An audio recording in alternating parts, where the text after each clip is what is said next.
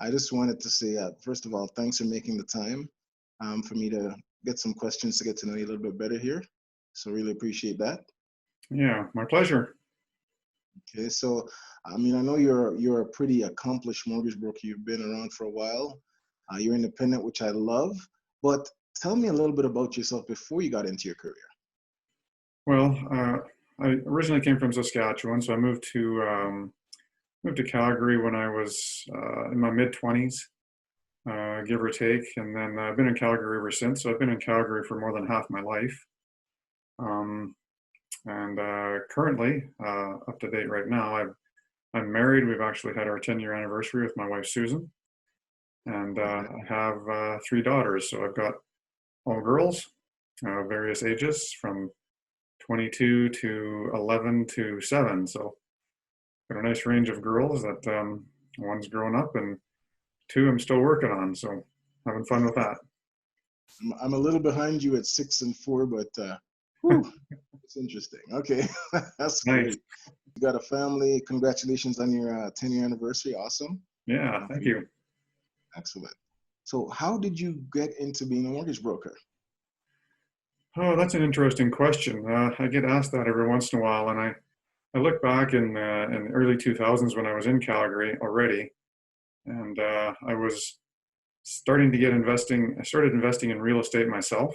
I owned a condo myself, and I met some other people that were real estate investors as well. So I thought, well, I'll give this a try. It seems like it's working for them. They were making money, so I'm always attracted to that. So I thought, let's give this a go. And I started investing in real estate for a couple of years on my own. Some were joint ventures, but mostly on my own. And eventually I just saw an opportunity because after a couple of years, my friends and family started asking me for advice.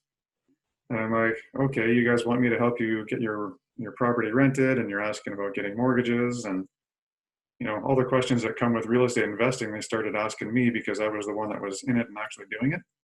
And Mm, lots of people hadn't actually started. They just maybe owned their own home. So I saw an opportunity and I thought, well, I might as well get into this game because people are asking me for my advice. If I'm going to get paid for my advice, I'm going to have to become a mortgage broker or a real estate agent. And I just decided to go the mortgage broker route because, well, I like solving math problems. So I'm pretty good with numbers. It just made sense. And it would make me self-employed, so I'd have a little bit more autonomy. And that's what led me to it.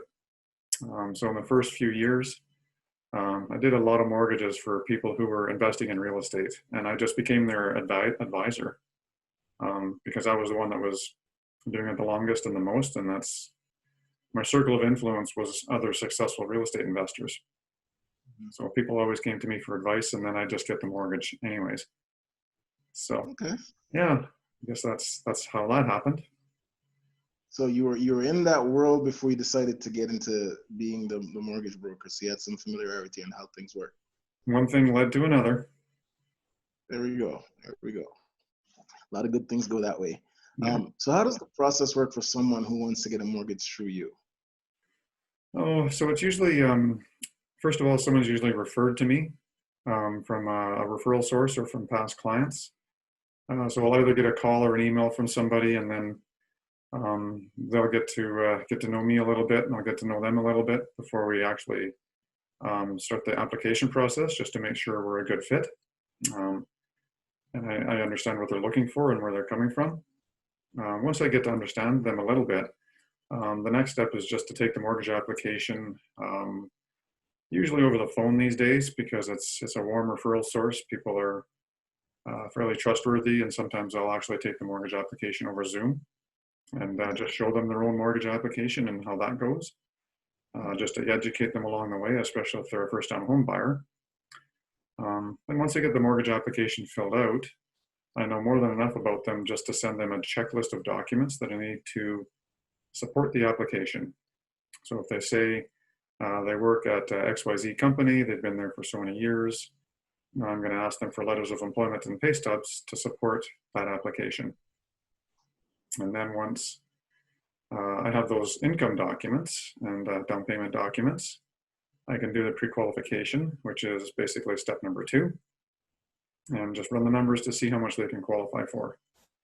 And then I'll send them off a nice pre-qualification email that lays out what they're qualified for at 5% down, or if it's 10% down, or whatever the details are. I just fill it all in for them so that they know exactly what they can qualify for. And then they get to go shopping. They can share that with their real estate agent, and now they're shopping in the right price range. And then the final step is when they get the offer to purchase from the real estate agent or from the client themselves. Then I can send that off to the lender of choice. And if we've done all our pre-work ahead of time, I already know if they want to pay their own taxes or how the mortgage company pay them, if they want a fixed or a variable rate, if they definitely want to go with their own bank, or if they're okay with just a different bank.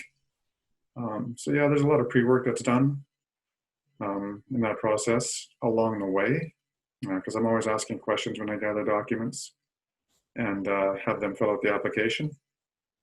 And I'm a curious guy as well, so I always like to know, well, how did you get into, XYZ business? Why are you doing that? Or how long have you been there? So it's kind of I try to make it a fun process.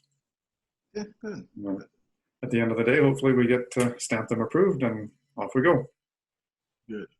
You mentioned, I'm glad that you laid out the process here, because I think sometimes people have this vision that you call someone, you just give them your name, a little bit of info, and then boom, it's all done. Mm-hmm. Right? And you mentioned the word education in there, which I found very key, right? Because you're not just getting them something, you let them, through the process of getting to know them, it sounds like you let them know what to expect, how to do things that are most favorable for them. So I really appreciate that about you too. And I really think people should hear that, is that, yes, you do not only just provide us a quick service, but you educate them. And I would think as a result of that, you may have some repeat business as time goes by. Mm-hmm. Yeah, most of my clients are repeat clients or referrals from friends and family. Excellent, So, excellent. thank you for mentioning that. No, my pleasure. So what's your goal for these clients besides just getting them approved for that mortgage? Well, actually, that's part of having the process.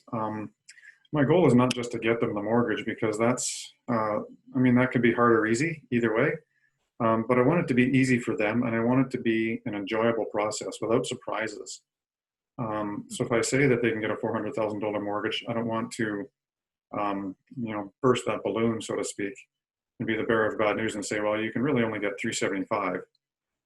So I'm really wanting to have the process. I want them to have a 5-star experience, because people don't borrow hundreds of thousands of dollars every day.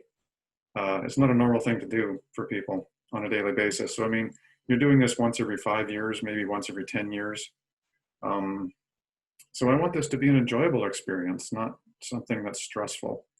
So my goal is always to have a 5-star experience. I'm always thinking, I just met this guy. His name's Glen Griffiths. He's applied for a mortgage with me. What do I have to do to make sure I can get a 5-star review from that person at the end of the day? So I'm always keeping that back of mind to make sure that, okay, did I call him today? Did I give him an update? Does he know what to expect next? Does he have any questions that are outlined that I haven't answered? I want to be proactive. I don't want people asking me for updates. I want to give them the updates as they go. And if I'm communicating to them too much, they can tell me to just not communicate as much if they want, but they'll get lots of communication from me, because I don't want them left in the dark.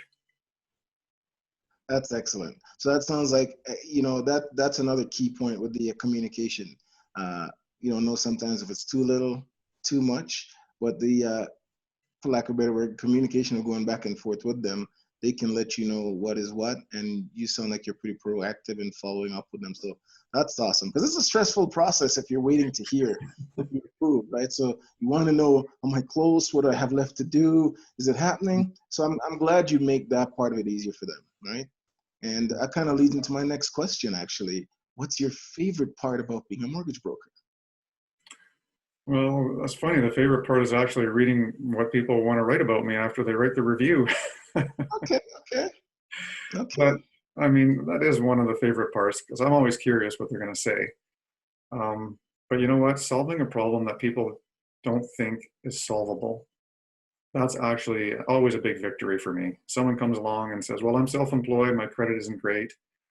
Um, and then, 6 months later, they're getting the keys to their house and they didn't think that was even possible. I'm like, I love to pat myself on the back for that one because it's something that they couldn't have done on their own. A self-employed person with, questionable credit, it's tough to do.